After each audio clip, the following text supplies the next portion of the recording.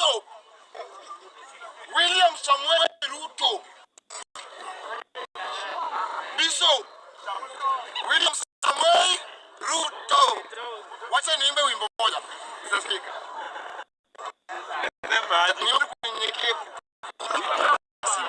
Aliyeumba Ruto ni Mungu mwenye uzuru, Mungu tunayoipenda.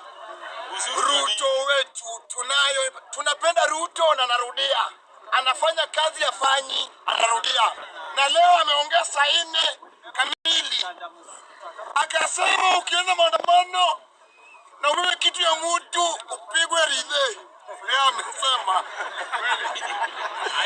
Mr. Speaker, President William Samuel Ruto leo ametoa kucha, akatoa president, akaleta ukale. Mr. Speaker, hata nina support William Samuel Ruto kwa mia. Mr. Speaker, wale sio jenzi, wale ni majambas, na wale ni hatari, wale wametrain Vietnam. Mr. Speaker, venye wanaingia kwa supermarket wakipiga one tap, vitu zinaenda. Mr. Speaker, Mr. Speaker, wale wametrain. Mr. Speaker, wale sio jenzi. Mr. Speaker, wale ni wakora, na Ruto amesema wapigwe mguu yao idhe. So jenzi mnataka kwenda maandamano, tafadhali chagua vitu 3. Chagua vitu 3. Chagua ridhe. Ridhe risasi ya miguu. Hiyo utakuwa na chuma zile za mkono. Tena uende kichwa ngumu yako, tena ukuje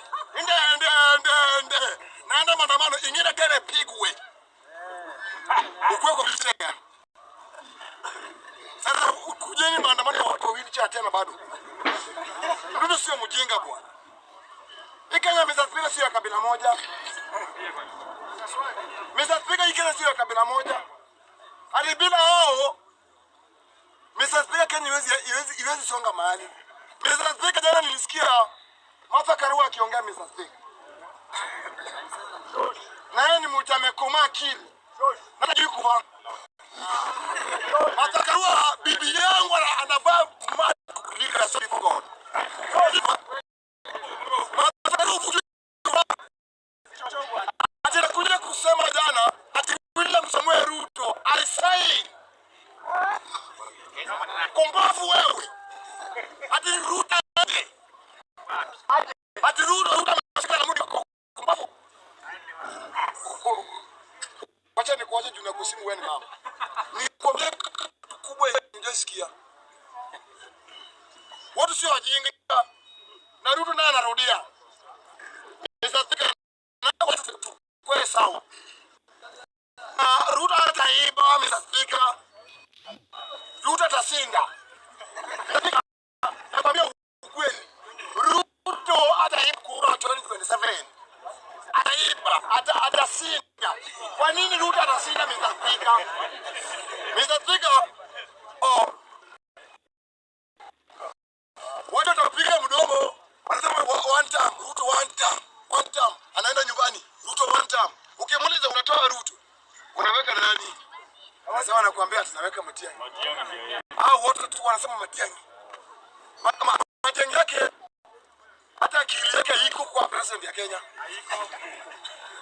Hata afandani Matiang'i afandani na president. Hata kuva kwake Matiang'i hawezi kuwa president ya Kenya. Kura 200. Wandu ataswa wakisi tunawapenda zaidi. Na Mungu wachache hapa duniani nyinyi Mungu wachache zaidi.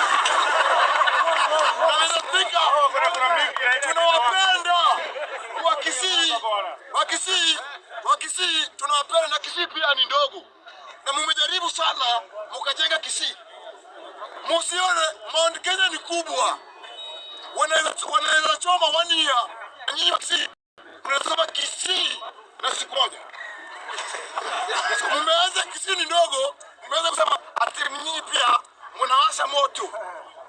Kisii chomeke. Wa Kisii tumeni akili. Wakati wa Moi, Mr. Speaker, watu wa Mount Kenya waliweka Moi hakuwa analala, Mr. Speaker. Moi hakuwa analala. Ilikuwa maandamano, Mr. Speaker. Raila akaingia, Mr. Speaker. Hadi sasa tena Ruto tena ingia kwa serikali. Hadi tena hao tu wanatuambia ati William Samoei Ruto ni mbaya. Nakwambia free. Raila na simami. Ana support William Samoei Ruto. Raila penda sipende. Raila Yesu tafadhali. Utasupport Ruto 2027. Hao ndio walikupiga kura. Wakasema Raila alikuwa mtu mbaya. Raila alikuwa mtu. Sasa hii wapige siasa yao ya Mount Kenya, wanapiga siasa ya Raila Odinga. Watu wa Mount Kenya mtumia akili nyinyi. Sasa hii mnafunga on goal. Mnachoma kwenyu. Tunacheka vibaya. Na muende mnaona kila siku. William Samoei mali popote penye wamechoma police post. Usijenge. Ika hivyo. Mchome kila mahali. Tuone bila polisi mnaweza survive. So Ruto naye anarudia mpaka 2032 ndio tukuje kwa meza tena. Watu wa Kikuyu walifanya miaka 34. Ruto pia wacha tuwafanye 34. Sio sasa hivi ndio mnatuambia ati ukabila ni mbaya. Hapana, ukabila sio mbaya. Ukabila ni mzuri. Juu wakati wenu ukabila ilikuwa ni mbaya. Hakuna mtu mjinga Kenya hii. Wote Mount Kenya tunasupport William Samoei Ruto. Tutamsupport. Na maandamano tutaenda. Na tunaenda kuiba. Mkibomoa watu wetu ndio watakuja kuchomolea kesho yake. Baba Raila Odinga, tafadhali na kuomba, tumetegwa tu hivi Wajaluo, tumetegwa tu hivi. Tukiwacha William Samoei Ruto hata tusimame, tutafanya bila wenye tujaifanya na tutacheka zaidi. Political developments in our country. We are standing at a point of economic, political and social nosedive as a nation. As a country, we, the people of Kenya, are being treated by William Ruto as less Kenyans at any given moment. Driven by the resolve for a better Kenya and patriotism, I've had a call from the people of Kenya to speak into the matters that are of concern to them and all of us for our common good. On the 7th of July 2025, during the 35th anniversary of Sabasaba, Kenyans from all walks of life, led by Gen Zs, unarmed and peaceful, went to the streets. This is not the first demonstration that has happened in Kenya this year, where lives have been lost and property destroyed. Unbeknown to these peaceful demonstrators, the tired regime of Ruto had a well-organized state-sponsored militia in cohort with the police and other state security agencies to maim, kill and destroy property, and blame it on the Kikuyu community and specific leaders who are perceived unfriendly to this killer regime. This targeted profiling of the Kikuyu community and destruction of their specific business is an economic sabotage not new to the narrative of William Ruto. On the fative day, these state-sponsored militia, under instructions and guidance from the police, were dropped in different places in the country, and mostly in the Mount Kenya region and other regions not perceived friendly to the government. They were strategically dropped past midnight, and then roadblocks were placed by the police while others was dropped early in the morning. The militia were procured by Ruto, government senators and MPs allied to him. These regions include Nairobi, Kiambu, Kajiado, Kisii, Nyeri, Murang'a, Kiambu, Kirinyaga, Meru, Nyandarua, Kajiado, Kitengela, Ongata-Rongai, Machakos, Embu, and in Wote. They had clear instructions to loot and destroy specific properties under police supervision. A killer squad of 101 that works under the direct agenda of the National Intelligence Service, Nuruddin Haji, was armed with assault rifles and drove in a convoy of unmarked Subarus, shooting and killing innocent protesters aimlessly in the streets and estates. This squad in Subarus, hooded and masked against court orders, are disguising themselves as DCI's officers, yet we know they are not. In fact, I would like to clarify that the National Intelligence Service has procured Subarus to give an impression that this killer gang is from the DCI. The truth of the matter is that this has nothing to do with the DCI. This is the National Intelligence Service. And this squad of 101 people was formed when I was still in government. Officers were recruited from the Administration Police Unit for special training by NIS on abductions, killings, and cover-up. And this is a squad that is killing the people of Kenya. The killings and the business destruction pattern point to William Ruto's ethnic profiling narrative, which is a master with no rival. With a close coordination of PS Interior Raymond Omolo, this narrative was boosted online by state bloggers to spin the narrative. The Cabinet Secretary Kipchumba Murkomen's public to shoot to kill order, coupled with assurances to police officers that the government will not cooperate with the investigators in police conduct, has emboldened security forces. Police officers are now on record threatening citizens who are in their homes, boasting of their license to kill, acting with a confidence that can only come from the highest echelons of power. Mr. Murkomen's admission that these are not just instructions from him but orders from above removes any ambiguity about where responsibility lies. It will be recalled that in the run-up to the 2007 general election and its aftermath, the narrative of 41 against 1 was a masterpiece of William Ruto. The target was profiling Kikuyus against the rest of the country. To a large extent, he succeeded, and every Kenyan knows what happened, and it is also fresh in his mind of the ICC ordeal still hanging on the neck of William Ruto today. We remind William Ruto that his ICC cases are not yet over. They have been posed after witnesses disappeared, and what he is pretending over are crimes under the Rome Statute.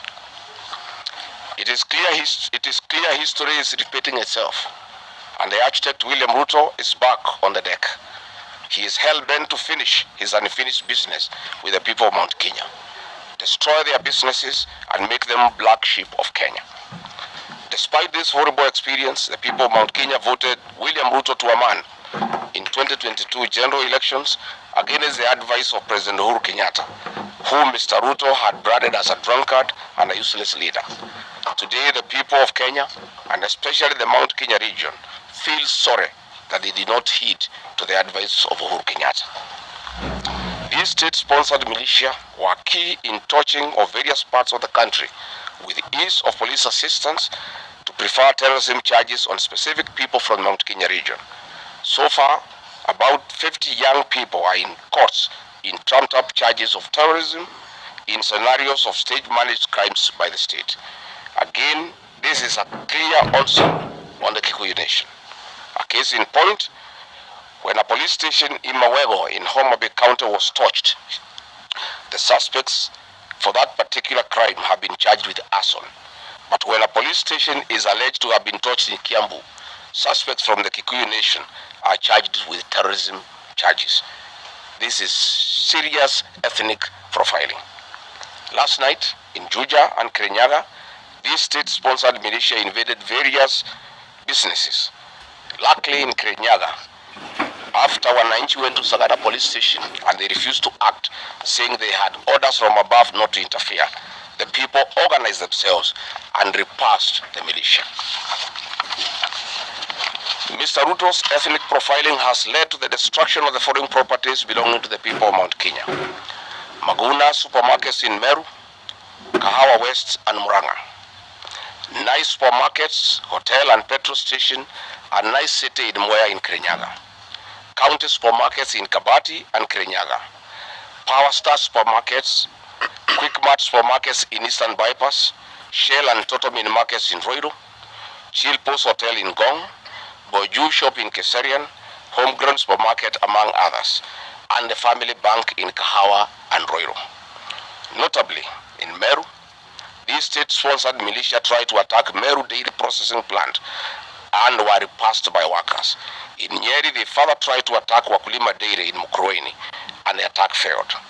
We urge our businesses to heighten security surveillance on their business premises and production lines, especially the KTDA, coffee factories, milk processing factories, among others. We take note that in Meru, on Sunday the 6th of July, at an event attended by CS Kipchumba Murkomen, the MP for Bori, Mugambire Dikire, indicated that a supermarket would be attacked the following day. As sure as December 25 is Christmas, and true to his word, Maguna supermarket was torched by the state-sponsored militia, which the MP was private to. Why hasn't Mugambire Dikire been arrested? How did he know that a supermarket would be attacked? This is selective justice. The evidence that these militias are state-sponsored is plain for all to see. Videos circulating widely show police officers not merely failing to intervene, but actively transporting armed groups who proceed to unleash destruction with apparent impunity. Uniformed officers have been seen standing guard as these groups rampage.